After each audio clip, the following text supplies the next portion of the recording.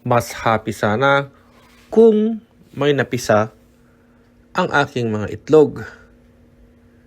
Paano? Hipo ng hipo. Kanya lahat ng 10 itlog ng Texas nabulok.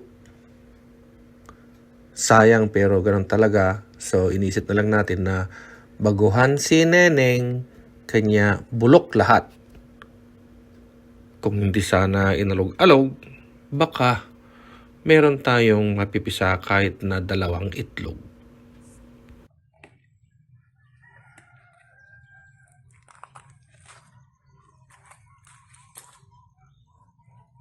Bung amin ang kay.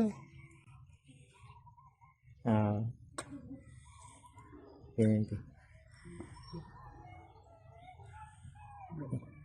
Lumagamin ka, umuli di lalaki.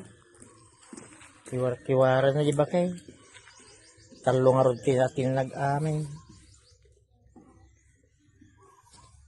Kanya heto, panibagong breeding ulit. At dinala ang ating ganador na Texas balik sa kanyang honey